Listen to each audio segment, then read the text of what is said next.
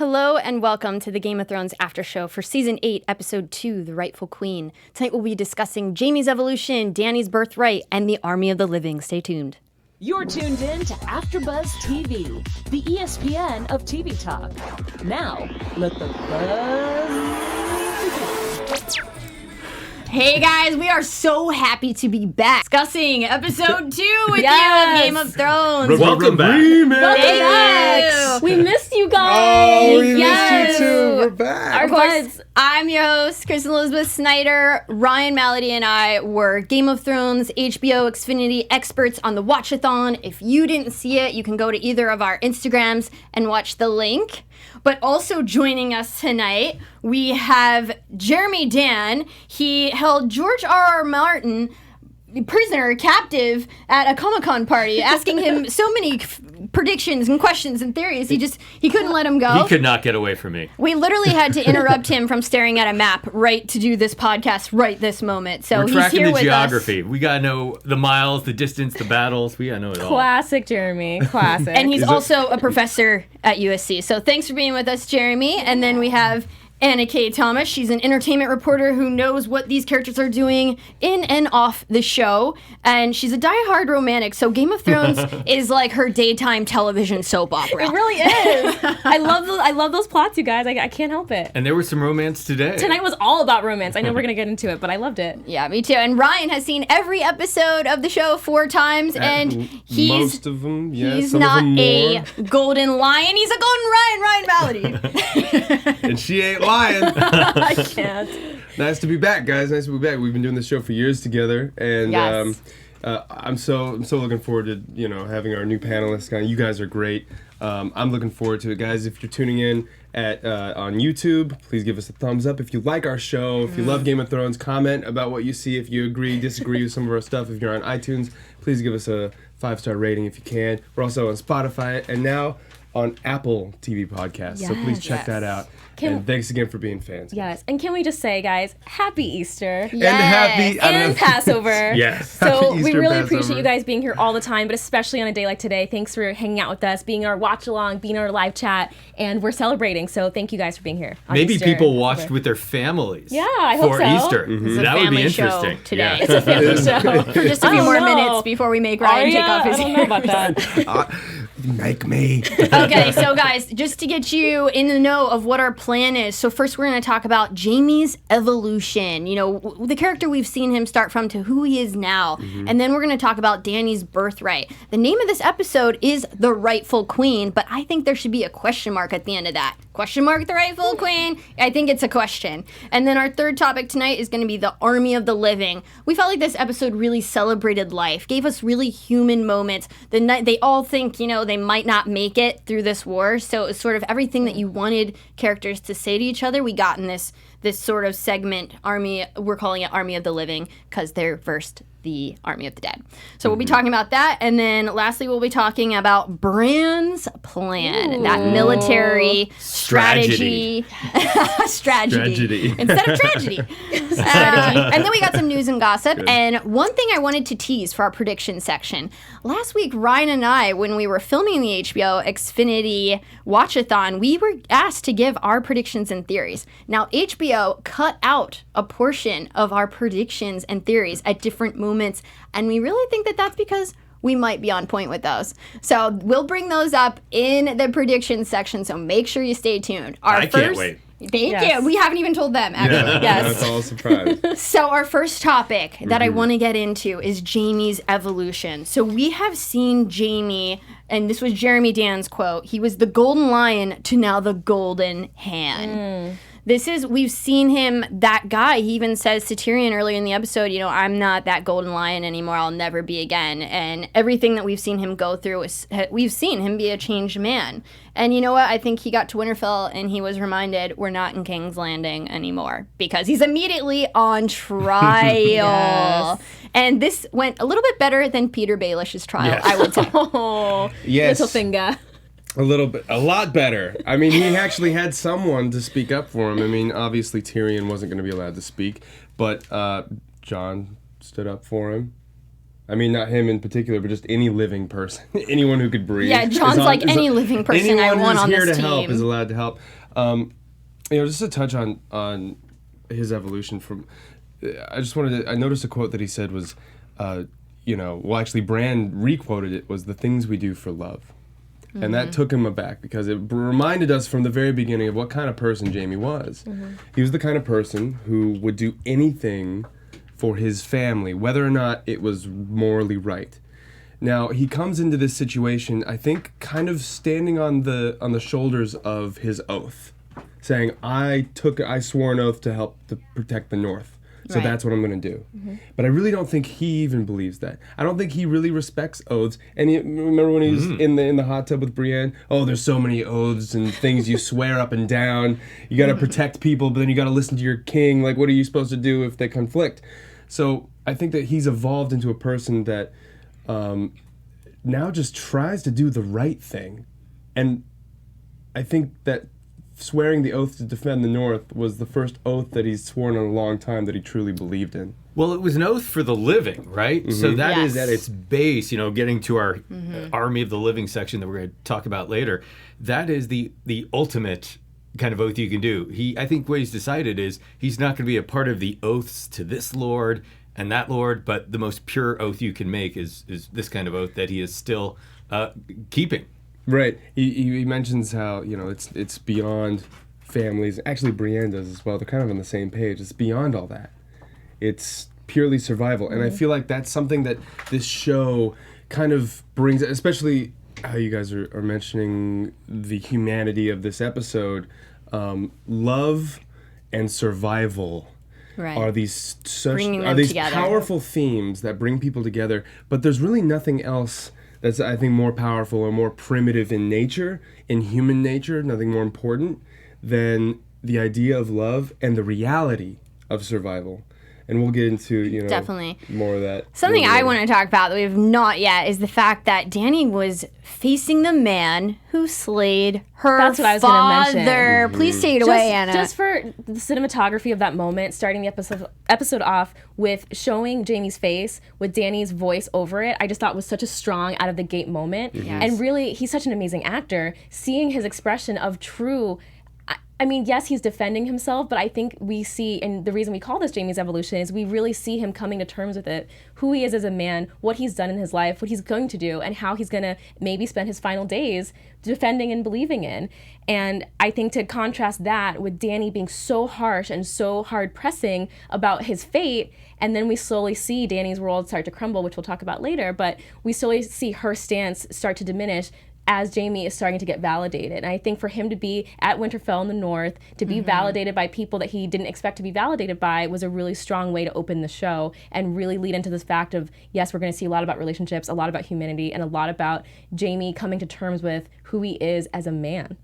Also, guys, I got to jump in here. Steven in the Hi, booth. Steven. With Jaime, actually, the name of the episode, they just updated 2 minutes after you guys started the episode. Really? Oh, no. It went from the rightful queen to a knight of the Seven Kingdoms. Oh. Okay. Oh, That's pretty Oh. amazing. That's pretty amazing. knight Because is that Jaime or is that Brienne? of And it's both of them now. Kingdoms. Yeah. I think that's incredible. I mean, that new title lends itself to our third topic that we'll get into later about Army of the Living. Is Absolutely. a Knight of the Seven Kingdoms. Because it really was everybody coming together and saying what they wanted to say to that person who they probably haven't seen for a few seasons. So it was that union of the Seven Absolutely. Kingdoms and our night with them, Yeah. really. Yeah, I was going to say, it's almost a play on... K-N-I-G-H-T. Yes, but I was going to say, it's almost a play on words, too, if you want to take it that way. As Davos would Or say, you can see it that way. No, it's That is like, cool, yeah, though, it's the Kristen, night. for sure. as Sir Davos would say, a Knigget of the Seven Kingdoms. Only That's right. Ryan, He you ain't guys. the best reader. Only Ryan. He would. Well, I remember the I scene know, where it's he's reading cute, to yeah. Shireen, and she's like, "The K R.I.P. is silent. Shireen. Yeah. Don't mouth the It words. works. Children do that." It was great. But the thing about Jaime and his redemption is we do realize as the viewers it's still incomplete, right? He is the person that pushed Bran off the tower. He is the person that saved Brienne. But even seasons later, years later in the show's flow, he was the person that threatened to catapult a baby into a wall to end a siege. So we still have him treading on both sides of that. And his fate because of that could have easily tipped toward death. And his fate was totally in the hands of Brienne and Bran. Brienne did her part to support him, and Bran did not reveal other parts of that character that could have really damned him and had Arya walk in the room with her dagger again. Who knows? I want to argue too that with Bran saying the things we do for love, I think Bran was trying to tell Jaime, I forgive you. It's okay. It's part of a larger under the tree. It's a larger plan. And so I think that's our first inkling of Bran having this moment of true. Bran is a sort of an anomaly. We'll talk about him later too, but we really see him showing Jaime forgiveness, and then Jaime going on, it's trickle-down effect of Jaime forgiving other people and having these apologies. Yeah, I mean, Bran kind of says, you know, I am who I am today because you pushed me out that tower. I mean, if Bran wanted to go back using his green sight, he probably could and manipulate things, but I think he has seen the way things played out is the way they should be, and every bad decision that Jaime has made has led him to the person he is today. And so Bran was kind of saying, I'm not mad at anyone, we're where we're supposed to be. And this is what it is. So it was nice to get that apology, though, from Jaime to Bran. It was nice to have that moment with them sitting out in the courtyard, wherever they were together. Was it Godswood? Yeah, but what? I believe so, by the weirwood trees. Yes. But he says, so we get kind of a revelation, maybe a reveal, maybe something that's foreshadowing. I mean, almost everything is at this point. Everything on screen has significance. But when Bran and Jaime are having their moment, Bran says, how do you know there isn't afterwards? Right. When Jaime asks, so what's going on afterwards? Because, I mean, here's the guy who sees into the future. Maybe we should ask him how it's going to turn out. And so Jaime finally does, because no one else seems to. But Pet he peeve says, of this episode. I know, it's like, come on, you talk to Bran a little bit. And Bran says, how do you know there is one? And that right there, I think, is going to ring true for a lot of people after this next episode. We'll get into that with predictions. Maybe we can pick who's going to die, who's going to live. Bran knows things that he's not saying, but I think he's strategically not telling people because it's the old adage, you know, if you knew... Well, they would do things differently. If you differently. knew your destiny, would you? And there's also the, you know, people often come to meet their destiny on the path they choose to avoid it, right? So it's Bran's in a particular position where he can't reveal too much for fear of changing the future, but he does confide in Jaime and lets him know there might not be a future for you, for me, for anyone, which I thought was a pretty important note. Yeah. And we get that Jaime and Tyrion sort of brotherly love reunion. That was nice. Yes. I mean, as Jeremy has said, everyone sort of has had a best friend in this world, and now Tyrion has his back, and it's Jaime. And they talked about how, you know, if their dad only knew their last two sons were defending Winterfell right now, how upset he'd be. And they got to talk about the baby a bit as well. Yes, and Tyrion, or Jaime certainly is still under the belief that it is a true story, and we're all still, real. Again, we go back and forth. She was drinking last episode, so I really don't think so. It's Cersei. It's Westeros times. Cersei Do they really care? said to Joffrey in season 1, what you say is the truth is the truth. What you make the truth is the truth. Because at that point, he was saying, you know, Sansa's... That's not what happened with, you know, Sansa. Sansa saw me. I was crying, and he was upset because he had Micah. They had just killed Micah, and so she basically told him, what you say is the truth. What you make is the truth is the truth. And I think she's doing that with her pregnancy. Absolutely. A final element in the Tyrion and Jaime reunion. They've had a couple of reunions. We did get that classic line, I'll never be the golden lion again, but for you, whoremongering is still an option. So, glad to know that's still in play. You know, to piggyback off that point, I mean, I feel like... The whoremongering? Piggyback. The golden, not being golden lions anymore. I mean, if you just look, if you take snapshots of these two characters from season 1 and you compare them to how they look now, I think the transformation that they've made, not only, you know, in the, you know, metaphorical sense, but actual physical transformations. You look at these guys, they now have beards, their hair is dark. You know, you looked at Tyrion and Jaime in the first season were golden lions. They had this golden, beautiful hair. And then you look at them now, bright colored armor, gold, you know, fancy. And now they're dark, dirty, And they're no longer. They look like they belong in Winterfell. They're no longer golden lions, and their physical, their wardrobe and the physical appearance definitely reflects that. A quick note about Cersei too. Of course, according to the prophecy, she was only going to have 3 children. So it begs the question of: is there really a 4th? Will it be a miscarriage? And will she die in childbirth? And for Cersei, her one redeeming quality, and I talked about this last week, was that she has this love for her children. And it was interesting to see and have the answer to who was Cersei without her children. And I think that aspect has also driven Jaime to Winterfell. But Tyrion still believing she's pregnant just leads right back into that, is that Cersei's redeeming quality is her love for her children and her love for her family, her immediate family. What is she willing to do? So Tyrion thinking that she's pregnant, I think gives him the motivation that no, she's still going to want peace in this world for her unborn child. Well, we did kind of hear that essentially the last 10 good ideas he thought he had over the last couple seasons, every instinct has been wrong. So we'll see if he's gotten yet this next thing wrong. Yeah, as well. I was going to ask you, do you guys think that Tyrion is actually, and this will transition into Dany's birthright, has Tyrion been advising Dany correctly? Do you feel like he's been a good hand?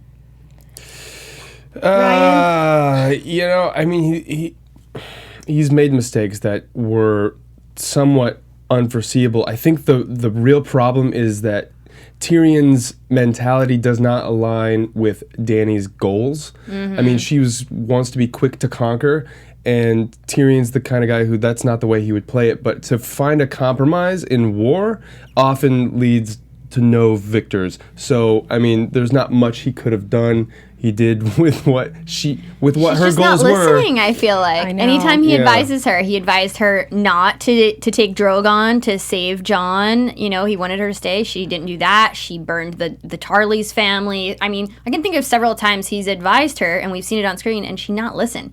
I can't really tell you like a whole lot of times that he's advised her, and I'm like, good idea, Tyrion, and she followed through with it. Very early on when they sort of met up, he did advise her well, and she did take his advice. But yes, we haven't seen them really on the same page for a long time. He doesn't have the credibility in those areas of life and death and of military. In The Godfather, they have the line where they talk about Tom Hayden being essentially a peacetime consigliere, not a wartime consigliere. He is a peacetime hand of the king. He would be good in court politics and making sure things are balanced, but we've seen the limitations of him. He talked about when he was meeting with Tywin during the War of the Five Kings. Mm-hmm. I'm not familiar with strategy, but I think I'm taking to it. I'm getting it. Mm-hmm. Maybe not quite as much. He didn't read the right books for the Mind and the Whetstone on strategy. Well, I disagree. If you're going to look at Tyrion from a position of a strategist and a diplomat, he's very strong in it.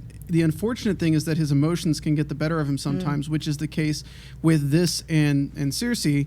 But also, you have to realize that it's a character that is written very well in that they do with what they have with reality. Right. And this show is a show that deals with a lack of reality at times. So he's being blamed for mistakes that are caused by a lack of reality. Because if everything was made based on reality, Jon Snow would not be alive. And these undead creatures would not be marching inwards towards the north right now, towards Winterfell.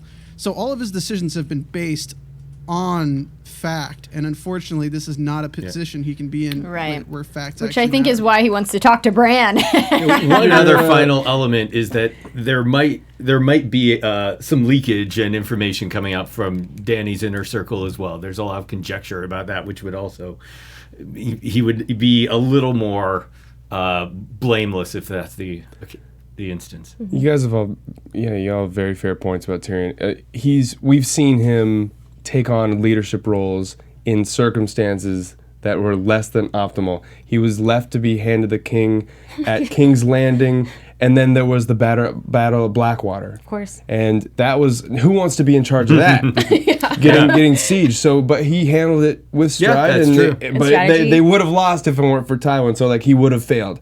He also was left to take over Marine when Dany left, and then when she got back, things were in shambles. Was that his fault? No, but if it was under anybody else's watch, would it have ended worse? Probably. Probably. So now we're in another situation where he's hand of the queen, in a situation and circumstances, like Steven said, that are out of the ordinary. Now, question for you guys. Is he hand to the rightful queen? Let's get into our next subject. Dany's Birthright is our next subject. Yes. And I still like the first title that we had of this episode, The Rightful Queen. Just so you guys know, it's not our fault. The title, HBO is not announcing the titles, and we're doing this on East Coast time. So we didn't have the title. We thought it was The Rightful Queen, which is our subject now. Before we get into that topic, if you guys have any quarrels with us about that, if you want to yell at us, do it in the comments. Okay? We love to read them and see that. If you guys like our show, please give it a thumbs up and give us a rating on iTunes. We love to get your feedback, and we love your support.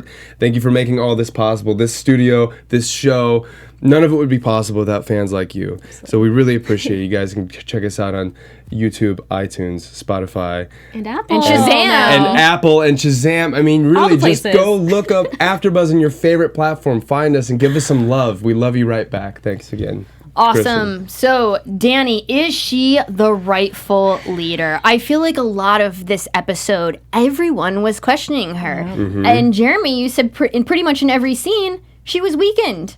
Yeah, Dany went around trying to shore up some of the kind of real-world alliances, right? From the very beginning. She had a pretty good conversation with Jorah, but essentially her other conversations with the Stark children, Sansa and Jon Snow, did not go well at all. She left weakened in every situation. And essentially, of course, she's viewed as the mother of dragons and has that mystical property. And of course, she has thousands of Dothraki and Unsullied that are loyal to her. But inside those walls and some of the people that still have major roles to play, she's been knocked down a peg or two in almost everyone's eyes. Mm-hmm.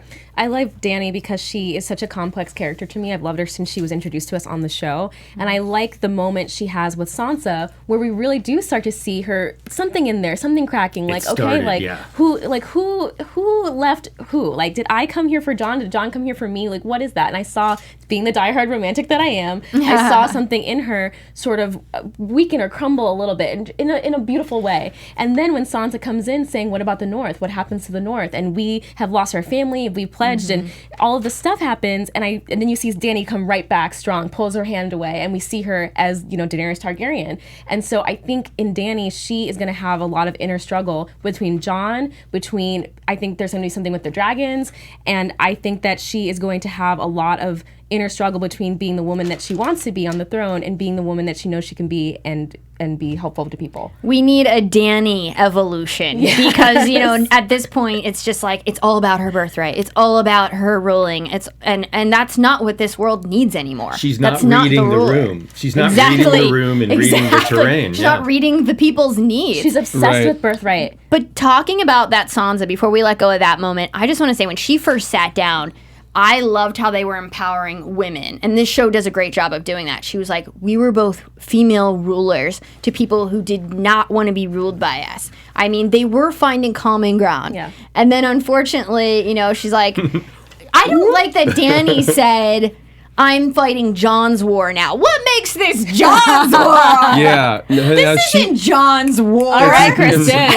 It's like, she's kind of using it to manipulate Sansa. I agree. And it doesn't work like that up here in the North, right? No, it don't. Because the North, they're proud people. They want their independence, and they had it. And they basically have it. And Dany comes in and says, no, you're under my rule. And says who, right? Says you? Says Jon? Says, who? So, yeah, you guys are right on the nose. Every single approach that she's taking ever since she got here has been not according to plan. Absolutely. She wants people to blindly follow her based on birthright. Absolutely.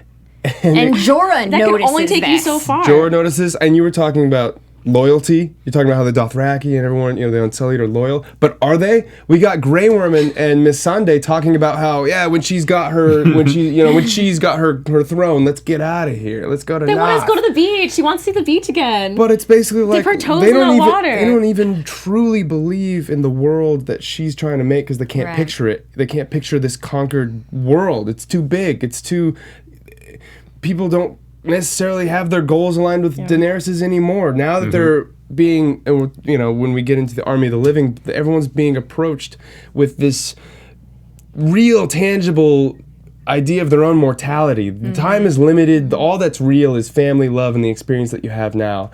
And no longer is this game that Dany is trying to win an important priority for everybody. Even her best friend from season 1, Jorah, is, I feel like, her last friend. We were talking about that earlier. And he approaches her. And I don't feel like he's coming like, girl, you're doing a great job. He's like, hey, I have a few suggestions. Yes, I was heartbroken when I wasn't your hand. Classic Jorah. But also classic Jorah, he was like, you chose the right guy, which was amazing, you know, for him to come around and say that and to help encourage her to really make amends with Tyrion, which I feel like she sort of does, trying to protect him later on. Absolutely. I want to point, really quick. I actually want to point out something you said, Jeremy, in our watch along, which I thought was brilliant, is that, Dany is saying that she's fighting. I do, props. We're just all repeating Jeremy Dan in the watch along. Yeah, absolutely. I love what you said about how, Dany's saying she's fighting Jon's war, and it's like, no, taking the North is a logical step in winning the battle for the Seven Kingdoms. So whether she loves Jon or doesn't, it's sort of irrelevant because this is going to be part of her plan anyway. Right. Yeah, it was a step that she had to take. And before we depart from this topic, one thing that was from the opening scene, remember her paying attention to kind of her needs, her wants.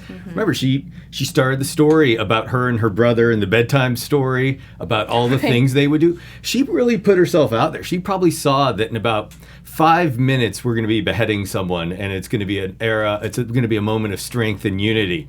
And in essence, that rug was pulled out from under her. That was the start of the credibility being taken away from Dany. The last thing I'll say, too, is it's very interesting when we have Dany versus Sansa, because Dany, out of the two of them, is the only one that has seen the army of the dead. And so for her to still maintain this birthright thing and not see the bigger picture, it's a little beyond me at this point. I think that she is so fixated on it, wants it so badly that she can't even, she has this idea that she has to help Jon and that she needs to be helpful in this battle, but she's still not let go of her larger goal of winning the throne. I also just like seeing Sansa and Dany interact because they have very similar backstories in a way. Yes. They're both women of a bloodline that owns basically a section of the Seven Kingdoms, and then they're married away to people, brutally treated, and then end up back in this position of power, and now they're vying against each other for it. Even though Sansa's for Jon's sake, that doesn't necessarily mean that's the case if Jon doesn't survive. Absolutely. Yeah. Great point, Steven. And I want to get to, before we end Dany's birthright, the fact that this last scene with Jon and Dany erases that birthright. He didn't rape her. He loved her. Oh my God! What an amazing moment we've all been waiting for. How is she gonna react? I mean, Jon Snow. We saw his reaction last episode to finding out this news was kind of just the gears are turning. How does this change things? How does this, And just her reaction was so much more dramatic. I loved it. You could tell.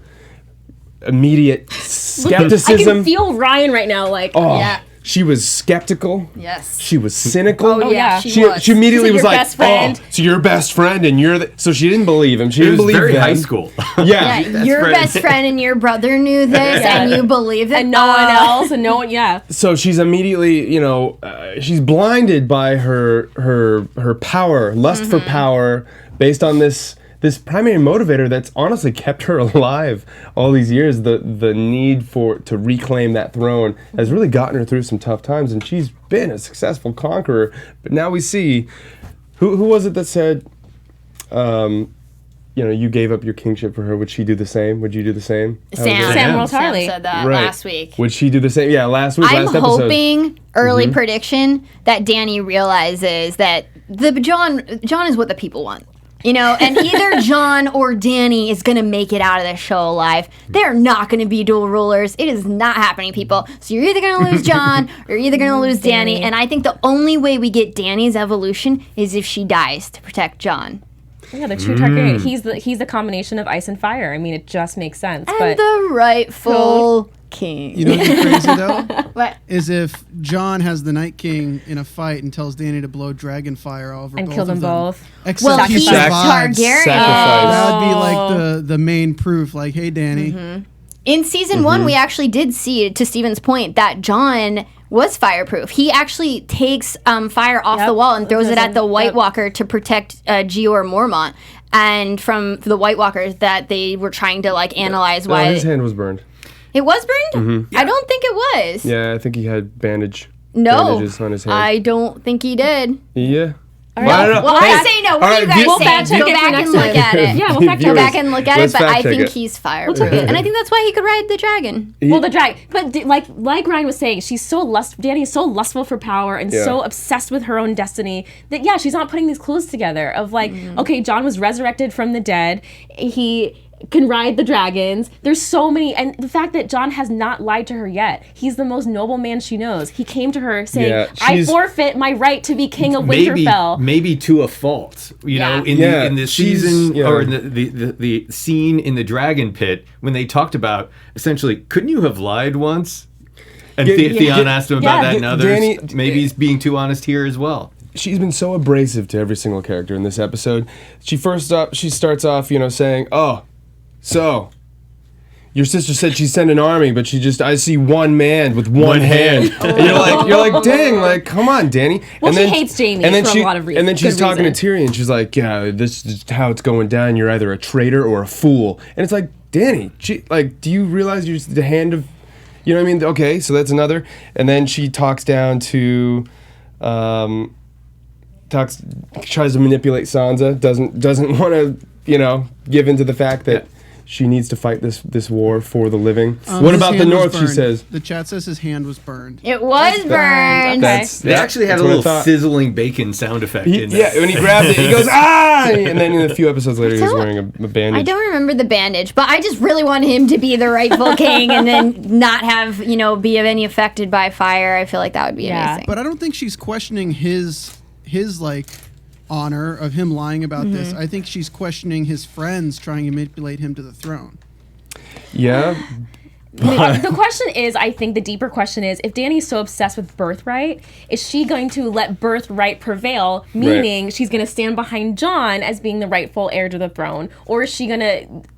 Dany putting herself first again would sort of combat her own story of Birthright being the ruler of everything. She would be going against herself by knowing this information about Jon. And I think you pointed this out during our watch along, Anna, the fact that she wasn't even concerned about their relationship, their love, and what this news meant for them. It was all about the throne. It was all about her. And when Dany had her visions in the House of the Undying, we saw that she had a moment where she was approaching the throne, and then she heard her dragons screaming and decided to step away from that power to go and find and protect what she really truly loves and cares about. Now, we saw that the throne room was all burnt up and there was snow falling on it. Who knows, maybe Jon Snow is going to be sitting on it. But I think that might be kind of a foreshadow or maybe indicative to her nature that maybe love will prevail over her lust for power. She will sacrifice and or step away from it. And if she does end up having a baby with Jon, maybe she'll die giving birth to it. I mean, the witch did say only life can pay for life. Ooh. So, I mean, a lot of things might happen, but I think it's all leading to the fact that I don't know if Dany will be sitting on that throne. Can I ask you guys a question? Yeah, Sorry, absolutely. I might be ignorant. But is it Targaryens are the only ones that can control dragons, right? Is that because of their bloodline, or is that just because Dany gave birth to them in terms of like... I think it's their bloodline. Yeah. So then couldn't there be a moment where the dragons take an order from Jon? Absolutely. No, absolutely. That's agree with that. 100% could be in place. Especially Rhaegal, who's named after his father, Rhaegar. Absolutely. What was your there was dragon prediction? So, Optical Illusion, he left a comment on my Instagram page saying that his prediction is that Drogo, the dragon... Drogon will actually... So Drogon is actually named after Khal Drogo. So the guy in my little chat said that he thinks that Drogon will actually kill Viserion, which is the now dragon, an ice dragon. who was Viserys, her brother, and that's what happened in real life. Khal Drogo killed Viserys. The crown of gold. Yes. Well, I don't think it'll happen that way. That'd be amazing. Viserys, Maybe yeah. it could, because they could melt. There could be some gold above, Viserys, and Drogon could, melt it with his fire. Imagine if Rhaegal's the only dragon left alive, and Jon has control of him. I've That thought would about be- that. I've thought about that. No, and miss then the Jon is the direwolves. natural rider of that dragon. They've Yeah. already bonded. And then Alright. and then you have maybe a child that was born of ice and fire And I think, between yeah. John's, Jon. Well, Jon is Jon the child. is the child Jon born is the between child. ice and yeah, fire. the Stark and the Targaryen. I want to say too, real quick, I keep going back to Sansa and Dany, but I just think it's really amazing the way this episode set them up, even in episode 1 in this season. I just want to say that I think both women, as powerful and strong as they are, were really examining their flaws. And so with Sansa, she hasn't seen the army of the dead. She thinks she knows everything. She saved the day with the veil coming in when they were fighting against Ramsay. And so I think in her mind, so far, she's been right about pretty much everything. And her Achilles heel is the fact that she thinks she knows everything. Same thing for Dany. Dany is not taking advice from her council, besides Jorah a little bit.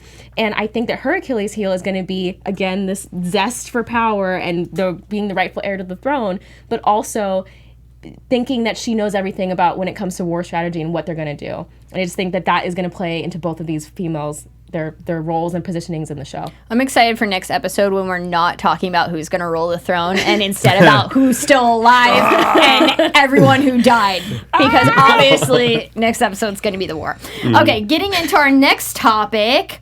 Army of the Living. So we came up with this as a group because we felt like this episode was really like a celebration of life. Lots of human moments of humanity where characters came together and they sort of said things that they may have taken longer to say if they thought they had longer, but they feel like they only have tonight to really make those reunions, make those apologies, have some sexual relations for the first time. I was joking that it was like a long slumber party sleepover, like that no one wanted to end. Like Tyrion's like, more wine, everyone. Like it was like There was singing, party at Winterfell, slumber party. Like it was just like kind of get all your feelings out. Tonight's the night. Now's the time. Well, it is the time. We're not going to have moments like this going forward. It's almost like if we're going to have a little, throwback to the old drinking games of days past. I mean, it's going to be now. I remember after the last episode, one of my buddies called me. He's like, "What do you think about that whole thing with, Jon and Daenerys flying around on their dragons? I mean, that was pretty quick, And I'm like, dude, because that's the last lovely moment they're going to have. Like that's all we get now. So this is kind of a celebration of that, of really giving the reunions that we saw in the first episode, really giving them put some meat on those bones, so to speak. Right. I want to talk about Gendry and Arya because we had predicted. I mean, I had in our Watchathon show that it'd be Gendry and Sansa, just because I didn't see like Arya ever wanting love in her life. Well, and even that relationship was almost kind of like a brother-sister kind of thing. He was kind of like her older brother when they first met. It kind of seemed that way. Like I was not prepared for this, but I'm glad that she had her first snell, and it was to someone who probably she could take in a fight, but it would be, she a wore good him fight. out. Did you see him passed out Oh afterwards? God! She feels so young to me. I can't. Yeah, definitely. But one thing about that is when Arya went to the House of Black and White, it is to lose a lot of your humanity. It's to set it aside and become a faceless man or faceless woman. And in leaving, we remember she redeclared that she's Arya Stark of Winterfell and went back to her family. And it took her a while being cold, and you could start to see her warm up in some of the reunions. And this is her really being back human again. I mean, when you are opening yourself up to love and you're realizing I want a human sensation and a real sensation this way, that's not the kind of thing that I think a faceless man would do in the face of possible death. I thought it was just what you have to pay for one of those weapons. Oh, come on. Speaking of her weapon, We have to talk about her weapon for a second, guys, because I am in my rewatch, and I'm to the point where they're talking about like showing her how to use the pointy end. That's the first step of learning to fight. Stick 'em with the pointy end. So I was so excited to see that her new spear has 2 pointy ends. She is breaking those rules, especially when it comes to her She's ready. weapons. So it's a spear. It's a spear. With 2 spearheads, so one on either side.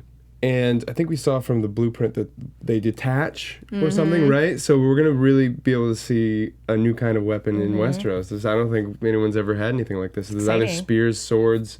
She's the Darth Maul of Westeros. She really is a Jedi, isn't she? She is. I think her and Gendry are a pretty sweet match. I like it. I'm into it. Yeah, Can't I wait to think see her use that thing and whatever she calls it, whatever you call it, the black spear. Oh, you're naming it right now? Yeah. It's got to be something Everything like... has a Spear name. has no name. Spear has no name. There it Oh, is. Steven for the win tonight. Another element before we leave the Army of the Living, we talked about being Oh, we have plenty of that. the most human episode. I found it to be the funniest episode of Game of Thrones, so I really have to take the hat off to the writers. In a way, it was almost like a movie like Diner. If, for those of you who maybe have seen that, of groups of friends in conversations that last a little too long, but really develop the people a lot and show the sentimentality and the humor of the reunion of the Night's Watch. Yeah, you have- what would we call it? The circle Last of idiots or the circle of misfits. I love how and there was some of the best writing and most humorous writing, and it's kind of shocking. I think we all found ourselves laughing so much in an episode before we know probably a third of the people we just saw will die. Exactly. It was nice to see that reunion, the Night's Watch reunion with Ed. Last Watch and on the wall. The Last Watch. And he's- Ghost! And and Ghost. Ghost. Yeah, where's he been at? I know. Very good point. We have Ghost now. That's cool. And we're wondering love- if some of the dead direwolves are gonna going to come be back. fighting Yes. for the undead army. There are some dead Darrows in the crypt. Brand's plan, maybe we'll talk. But I like how Ed says, last man left, burn the rest of us. Yes. I mean, that's that's gonna really, Yeah. it's kind of brings it all home. You know, there's so many times, and I feel like that it was on purpose, really, to get the viewer to understand. There's so many times that was said, we're going to die here at Winterfell. We're going to die after tonight. We're dead. We're basically already dead. Everyone was accepting the fact that this could be it, and it probably is. So it's funny to see these main characters wrestle with an acceptance of their own mortality and that it's about to end, and to see what people do in that moment. What do they do? I like You know, what, they get together and they have drinks and they reminisce. and they you sing know. to each And other. They sing. say what needs to be said, say the unsaid things. I love what you said in our watch along for everyone who was with us, and if you weren't, I'll say it again. When you were talking about Jon reuniting with his Night's Watch men, and that being in some ways more of his family, really, than the Right. Starks. I mean, you can argue both, right? And they're both his family, but it was just interesting in that moment. He almost seemed more connected to them in that moment than he did with his Stark family. Which is Yeah, very it's like interesting. that's their like clan, that's their group, and then you have you have the Hound up on the top, kind of by himself with Arya, but kind of by himself, and then Beric Dondarrion comes She's in. like, and, Beric is too much. I yeah, can't. But I feel like guys. Arya and the Hound made peace in that moment. I agree Yeah. with you, because Kristen. their first interaction was definitely not peaceful, but him saying, you know what, I fought for you. Yeah, And she's trying to call she- him out, and yeah. he's like, no, like. And we got, speaking of the wall, Samwell giving his Tarly sword to Jorah Yes. because his father, Gior, taught him how to be a man. I thought that was a sweet moment. The Tarly sword called Heartsbane. So, and it looked like a pretty hefty sword. Jorah didn't pull it all the way out, but it looks like a long sword, you know, with a very, very long grip. I wish I knew like sword terms, but it definitely looks huge. All right. What is it? Claymore. The Claymore, yes. like a Well, claymore. A long Claymore. Sure. All right, Also, I was gonna say, speaking of Jorah, he also reunited with his cousin, one of my favorite characters, Lady Mormont. Lady Mormont, and I love her. Talking with Kristen, what you said about strong, powerful women, she was not backing down. He was like, "Go to the crypts," which we'll talk about too. Why do people think the crypts are a safe place? It's beyond me. But he's like, "Go to the crypts. It'll be safe. It's not safe for you to fight." And she's like, "Excuse me, where have you been? I have been here with our house, Yeah. and I have been fighting." You know what I mean? Like, I really love her having that moment. And it's like she's not going to actually physically fight, but she needs to be in the presence of her. Yes, No. and she's going to. She's been practicing. And I love her Wow. walking through her bannermen, and they all bow down to her. And I love her saying at the end, you know, good luck to you, cousin. Like, I hope I see you on the other side. We need girl power. She is gonna she's gonna stab someone right through the heart. She's gonna take down some whites. She might could end up on the she might be a throne. warrior. I don't know. And I'm not saying she's not, just from her stature, like whatever. I'm offended. I mean, As a Tyrion isn't smaller the best lady. warrior. It's just the reality of it. But his presence amongst the people that he needs to command is important. It's a symbol, and for her strength and her ability to inspire others, I think is gonna be more of an asset necessarily than maybe her physical ability to do damage. I think she's a commander at heart. I hope we see Shireen Part 2, who was talking with Davos. so cute. Taking some whites down. I hope so. I think they were sort of leaning towards that. I love with the reunion though that we also see that Dro has a little bit of family around. Like he's been this loner this entire time. We knew his dad was at the wall and his dad didn't make it. So it's nice to see that he sort of has some connection to his house still. To touch on the little baby Shireen, I think that moment was really for us to realize a little bit more of what's at stake, right? Because we have all these warriors who are about to go into battle, but we so often forget that the majority of people in this world are common people, just regular old simple farmers, peasants, whatever they are, and it's just humanizes people even more. What's at stake? Innocence. We have innocent people who are going to be down in these crypts. The people of Winterfell who we're trying to protect.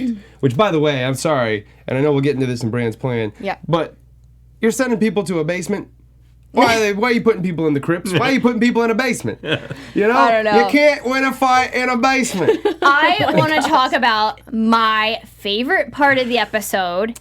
We have a new political structure forming, okay? Yes. We have Brienne The and misfits. Tormund, them flirting a bit with each other and him saying, why aren't you a knight? I'd knight you 10 times if it was up to me. That wasn't politics. That was the other baby. thing. Yes, but it led to something more serious, which usually humor and love does in a way. And We're talking I feel about like suckling at a giant, right? That was so great to I get the could've done without backstory. that. Just to pause that real story about Tormund Giantsbane, like where Giantsbane, he's like Literally creating his killing own a giant. legend. Yeah, Like, he did. To say where his name came from. I feel like he was kind of fighting off Jamie in that moment to be like, she's mine, don't get any ideas. He's like, check out this story. So I killed a giant, and then I go into bed with his wife, and then it kind of took a turn. And he instead of calling him Kingslayer, which is much more powerful, he said King Killer. King Killer. So he's like already downplaying his name. That's great writing. They call you King Killer. I'm sure Someone does. Okay, but that wasn't my favorite part, guys. Okay. So I my know. favorite part was the fact that Jamie actually said, you know what, I'm going to knight you. And she's like, I can't, I'm a lady, knights aren't ladies. And the fact that Jamie is like, no, I'm going to do it. I can do what I want. You know what I mean? And took this night to really honor her. You could see how much it really meant to her. I mean, this is something she never thought would be attainable to her. And the fact that this is happening, I feel like this is foreshadowing to the political structure of Game of Thrones. Whatever it is in the end, it's not going to be a throne. It's going to be new. It's going to be progressive. Women can be knights in this new political structure. And I'm excited about that. This moment made me excited for where we're going to end up. Heck yeah. You know what Dany's reaction is going to be to Brienne saying she's knighted? What? So your best friend and your looks like a lover. True. Danny's just so mad at everyone for everything. Before we end the Army of the Living, we have to talk about a moment that Jeremy Dan literally shed tears over in the episode. Yes. You know, you guys, I'm not all my tough exteriors. I also have a peep marshmallow soft interior, but Like a peep. Sansa Happy has Easter. been hardcore, tough as nails for the last several episodes since she's been the Lady of Winterfell, and even in, you know, with what she's had to deal with, she's learned from all these people, Cersei, Littlefinger, etc. But that reunion with Theon, who was the person that protected her and saved her when she escaped from Winterfell, and that was the first time we saw her trembling and tearing up, I believe. So that's, I mean, I was just method acting a little bit by tearing up as well. But you know, this show can move you to that, because it was an episode of these highs and sentimentality and humor and all of that. And this was a very different moment. I thought that was just an awesome little scene within a scene. It was a warm embrace. And a lot of these reunions, we haven't seen that. because it's been the relationships have been so complicated that it's kind of been like a timid, careful tiptoe into the situation. Or they've been very jokey. Right. Yeah. Yeah, but this one was one person who was completely unsure of how he'd be received, being received in a way that breaks our hearts, and it was beautiful. And in a way that lessens Danny's stake. Even because more. Danny was getting pissed about the ships and where's your sister and this and that. And then you see the Exactly. moment, you see her, the camera, beautiful. I just love the cinematography in the show and the way that they do these camera angles. You see the shot of Danny looking at Sansa, looking at Theon, and she's like, wow. And then when they embrace, she's like, okay, like another person lost for my camp. Yeah. And I just thought it was brilliant. I do like what Yara's doing, though. Is Yes. she's saying, I'm going to be a place where you guys can retreat to. Because as Jeremy Dan said earlier, I feel like I don't know why everyone's fighting in Winterfell. We need to retreat a bit south and plan. The reason is because there's so many people in between Winterfell and any Landing. further south that Could they'll make just more army. the army of the dead will just get bigger. So they're trying to like That's true. hit That's a 'em great as point. soon as possible. Yeah. Yeah, I like that Yara. I really do think that we will be seeing Yara. I really do think we're going to have to retreat back towards Yara to and the the Iron Iron Islands Islands. and the ships. Those so- dominoes will keep flipping and turning blue. Yeah. in the most intro, definitely. the Yeah. sequence is what you're talking about. Yeah, but Theon coming to help, it shows that loyalty and family and love are sometimes more important than strategic. Well, I we don't got forget his Theon. evolution as well. I He's don't fi- buy it. Redemption. He's on his redemption path, and it leads to he's death. back. It leads to death. He will die, and it's going to be great, and he'll be redeemed for everything bad that he did. Let's move on to Bran's plan, and I know you wanted to talk about this, Ryan. You have this Yes. lovely map picture that we had to tear you away Yes. from, you and Jay Dan, before the episode. She wouldn't stop staring at it. Steve went into the episode. Steven found an actual shot. We pull on screen. And by the way, if you're listening on a podcast like iTunes, be sure to check out YouTube because we have sometimes some visuals and you can see us, see what we look like. But we got this map pulled up. We got this map pulled up of Winterfell, and this is from the show. So this is straight from the source of TV. It might be different in the books, but this is what it is. The entire map of Winterfell. You see the perimeter, fencing and walls. You have Godswood on the east side there. This map is oriented towards the north. You have all the different battalions, squadrons. I'm not sure exactly the terms, but you have different army settlements, formations up there in the north to meet this in the fields, so to speak, to meet the army of the dead. And you have Bran's plan is to be in the Godswood next to the weirwood trees. And Theon has volunteered to protect him. Theon is going to protect him there. And the dragons aren't going to be And- too close, but not too far. We don't know. No, they said that. Yeah, but who's going to be on the dragon? Oh, I guess we'll find out next episode. John and Danny obviously are going to be on the dragons. And most everyone else who can't fight will be in the crypts. Worst that- plan ever. Worst plan. Which we think the crypts are on the north side of Winterfell. We have Mormont's there on the west side. It seems like there's going to be a last stand here of some kind. There's no way they can win this. There's not winning in this episode. No, This next episode that's coming. From what it looks like, You don't think there'll be 3 episodes? It's just a big party afterwards? Fair. It's gonna be, yeah. but the question is, it's not like how whether or not they're going to win. It's how will they lose? How will this go for them? Right? Wait, you think they're gonna lose? I mean, so they Yes. also talked about defeating. Main plan is to defeat the Night King because obviously he has turned most of these people into White Walkers, and the Right. White Walkers have turned the Whites and rose them from the dead. Right. So cut the head off of the snake is what they want to do. Right. Exactly. Obviously, the Night King is. We don't even know how old. How old is he? Thousands of years old. It was basically the Night King was An original an man. original one of the first men, right? So he's been around for thousands of years. Multiple three-eyed ravens. The only thing they haven't really used against the Night King in the past has been a dragon fire. Bran said we don't know if that would work or not. Maybe not. But Does Bran really know though? Like I'm like Bran probably knows if that's gonna work or not. the most frustrating thing about seeing them strategize this war is you have Bran sitting here who can warg, who can see into the future, who's been touched by the Night King, who just kind of like says a thing or two, and then everyone goes, Yeah. "Oh yeah." Okay. All right, so what else should we do? And no one wants to back it up. Like, Bran, But they did why don't his you tell plan. us? Huh? They did his plan. Right. They're doing his plan, but they're the doing cheese his in the plan. trap. This He's season Because is he's so connected to the the Night Night King. King. He's been touched by him. The season is also so accelerated that we've moved past the fact that they've all accepted that Bran is the three-eyed raven. There were no on-camera conversations about that aside from with Sam. And so we've just jumped into this fact. Now we're jumping into Bran's plan. Yeah, I agree with you, Ryan, that there's just... Like, he says these cryptic things. I wish there was more connection. And I know, Kristen, he's one of your favorite characters. No, I never said that. I said, I'm the only person who's excited for how his story will unravel. I'm excited, yeah. But he's not my favorite. Let's ex-nay that. But I want to say, that Tyrion has questioned him. He goes over during this episode and it's Tell sort of me your like, story. hey, tell me your story. We've got time. Because I feel Someone like he did, yeah. wants to help. He wants to sort of plan and see if he can get a hand in there, if you will. So that's a big With the plan. black box of knowledge now. We don't know what Tyrion knows that might help, maybe who he's also told it to. So much. Remember, Bran's power. Bran is not all-knowing. He is not.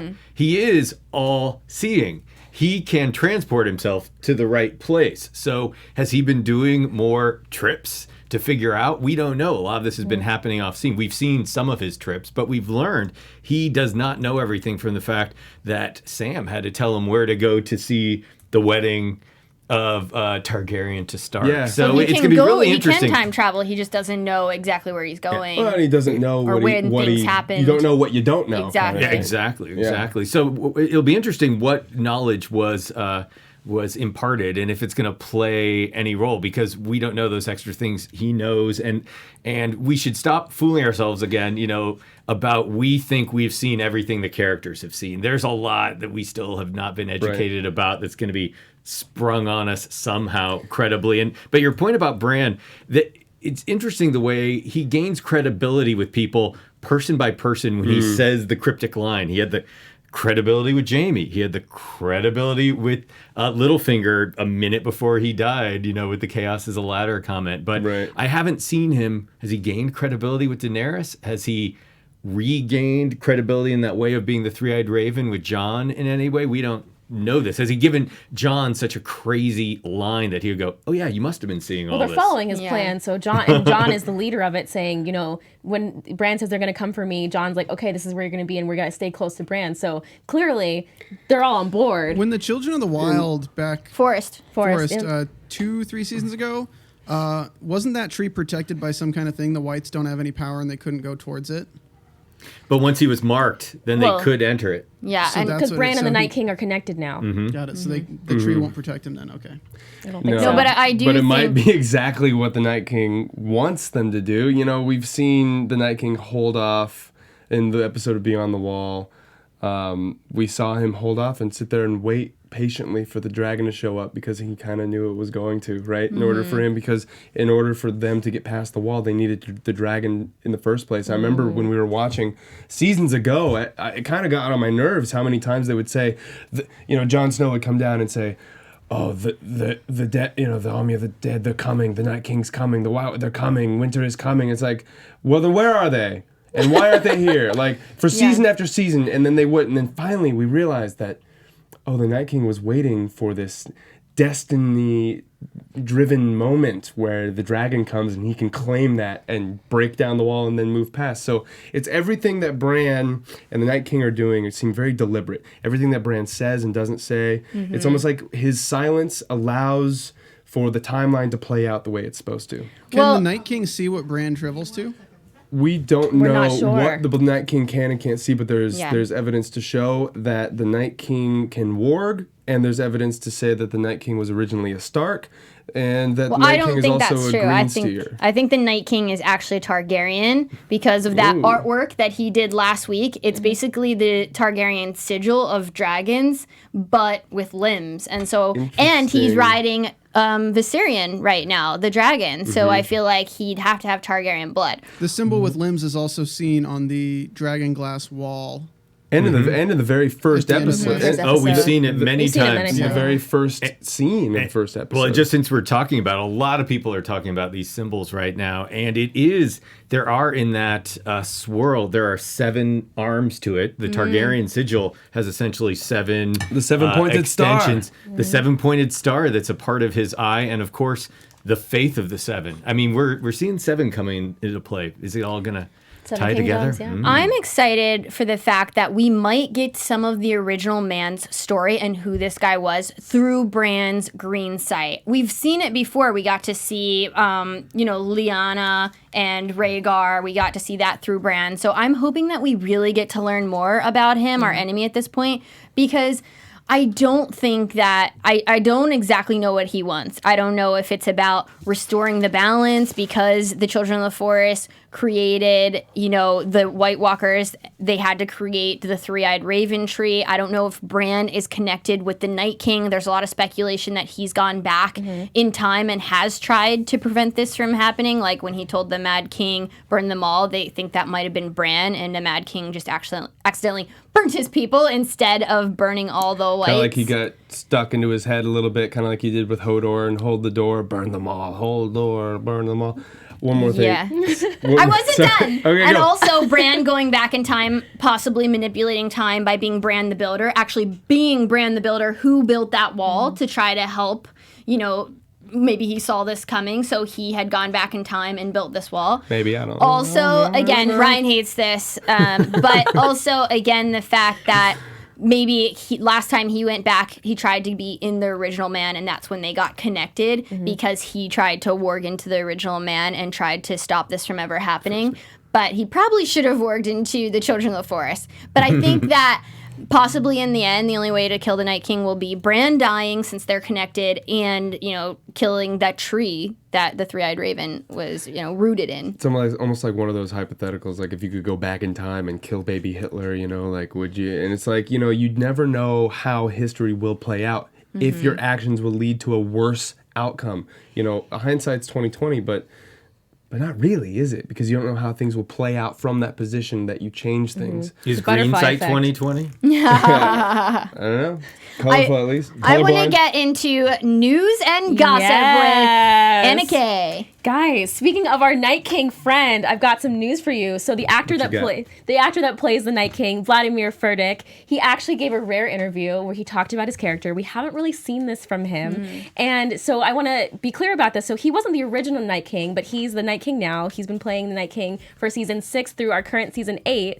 And he was saying that somebody made the Night King. He didn't know who he was, but we don't know who the Night King was before. Was he a soldier? Was he from nobility? Who was he? And that he has this chip on his shoulder. He wants revenge. He's seeking, everyone in this show, he says, has 2 sides, a good side and a bad side. And he's the only one that has a pure bad side.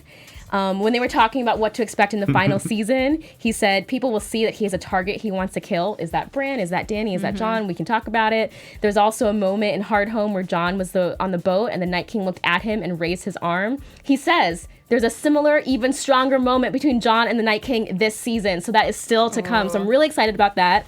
And then they asked him, do you have an all-time favorite Night King moment? And he said, it's still coming. So there's going to be a lot there.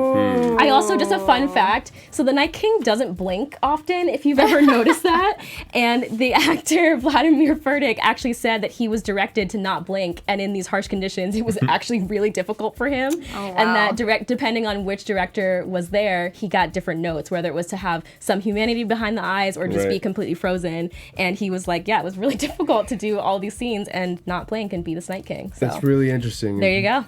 Something small like blinking is such a human thing, and when you take that away, it removes the humanity from someone, a thing, a creature, a person, whatever he is. Those are very. Thanks for the news. That's really cool. I love the interview. I feel like he didn't give all that away on accident. Yeah, I feel like we're going to see a lot of that play out. If we're talking. Yep. We're talking predictions now, Kristen? We are rolling into predictions. Let's go. What you got, Ryan? I got a couple things for you. Yes. So, I think that I mean, it's already been said the target is Bran. The Night King's target is Bran. I think that the big moment where he's going to raise the dead happens in the crypts. I think we'll be having a lot of dead. We need to talk about what was edited out of the HBO show. So this is part of it. I said I thought that the Winterfell crypts was going to be reanimated by the Night King, and so we were going to see people like possibly Catelyn Stark, possibly Robb, Lyanna.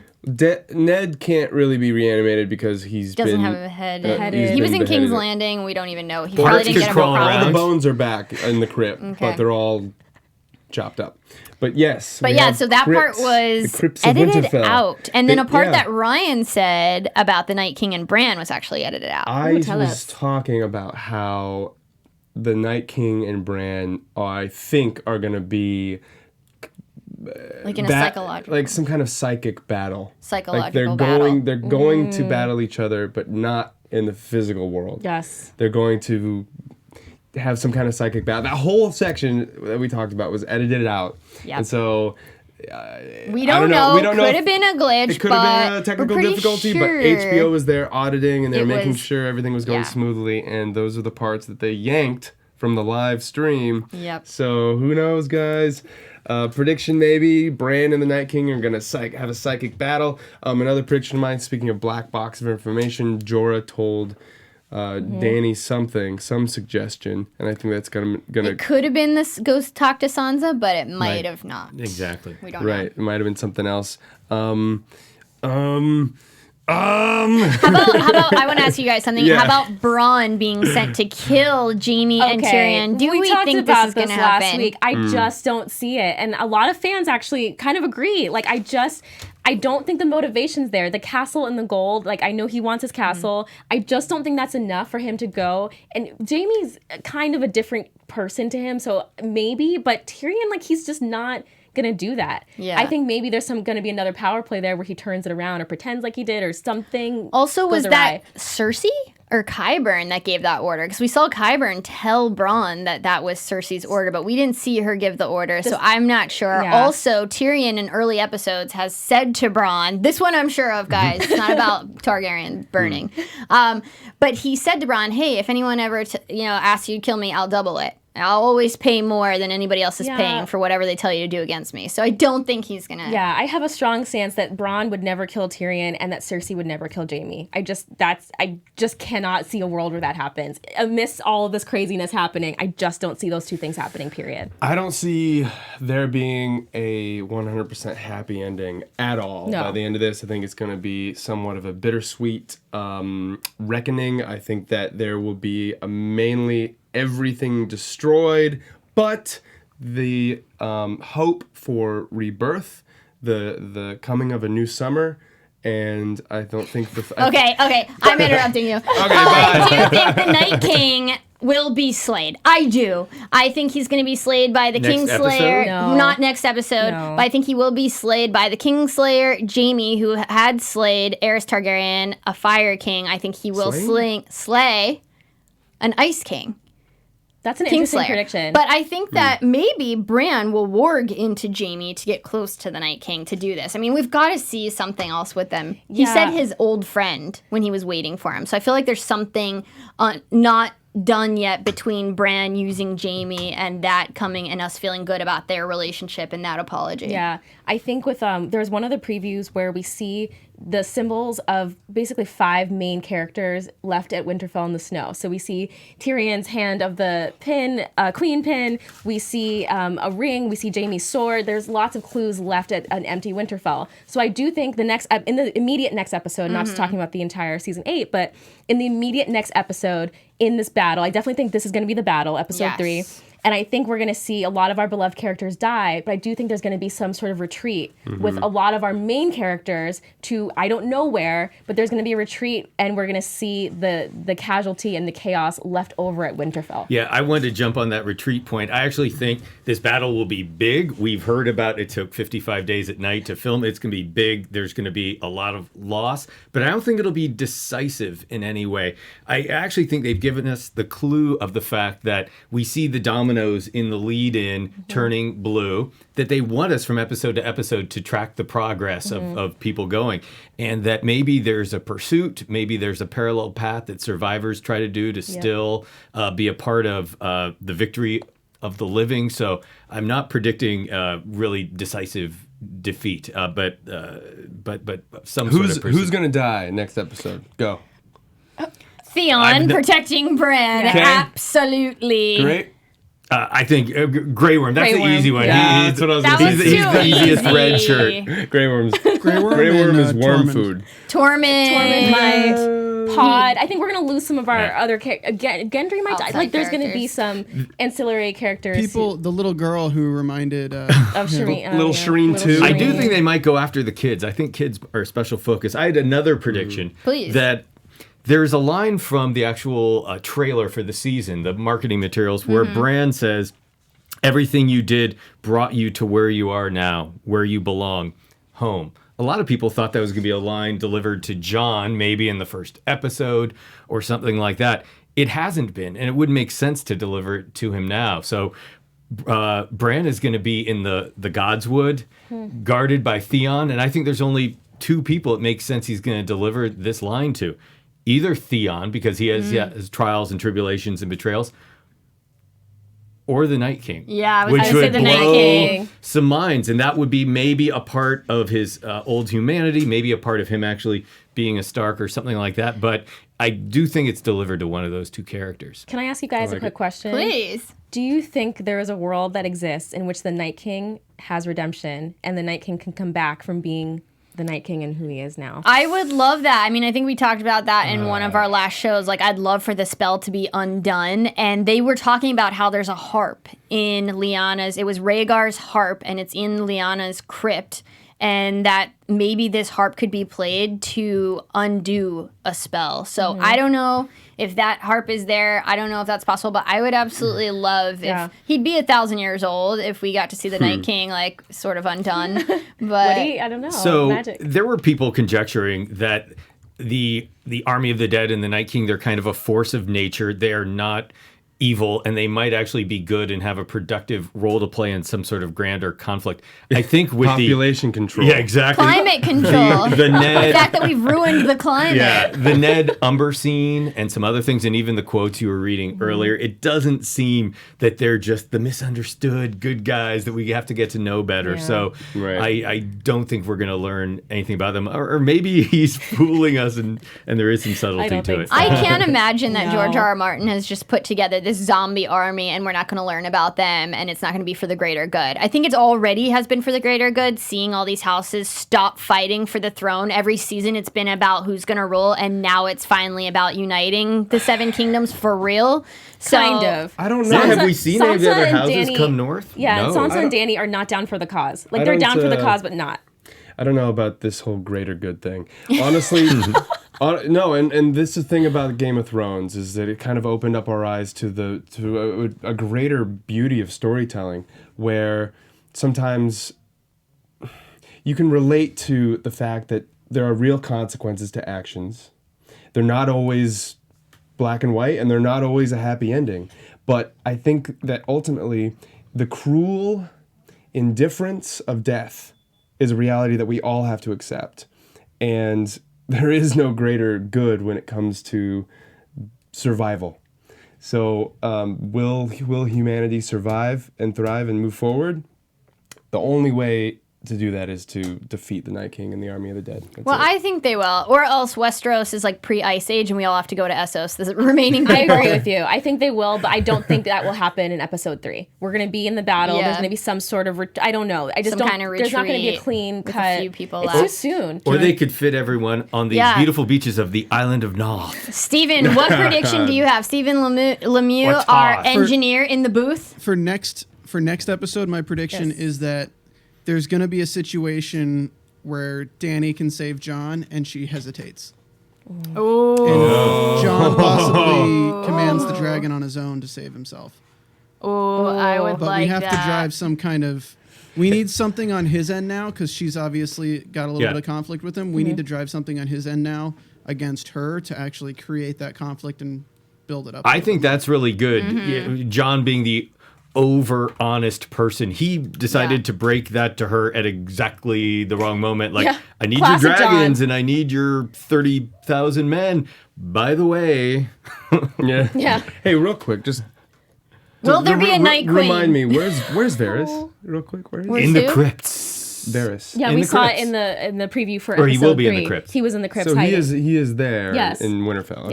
Yes. We saw him arrive, and then he's I didn't see him. He delivered the line about the point of the older people is to remind the younger people that nothing lasts True. forever. Guys, we got to end. But This panel I'm- can't last forever. I know. I wish it could. But I think there might be a Night Queen coming. I think the Night King will have his queen. Could Your it be eyes Cersei? are blue.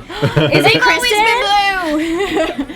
Could be Cersei, could be Daenerys, who knows? But I'm Kristen Elizabeth Snyder. You can follow me at Cinematic Escape. Thanks for joining us. Can't wait for next week. Jeremy Dann. I'm Jeremy Dann. Please don't follow me, but I'll be here next week as well. Follow him north. Yes. Hi, guys. I'm Anna K. Thomas. Thank you again for being with us in the watch along and the live chat. We'll be back next week. I'm Ryan Malaty. You can find me at Ryan Malaty. Guys, next week we're doing the Watch Along Live, and then after that, It's war! right here at 8 p.m., Valar Morghulis. Valar de Harris. Until next week. Our founder, Keven Undergaro, and me, Maria Menounos, would like to thank you for tuning in to AfterBuzz TV. Remember, we're not just the first, we're the biggest in the world, and we're the only destination for all your favorite TV shows. Whatever you crave, we've got it. So go to AfterBuzzTV.com and check out our lineup. Buzz you later. The views expressed herein are those of the hosts only and do not necessarily reflect the views of AfterBuzz TV or its owners or principals.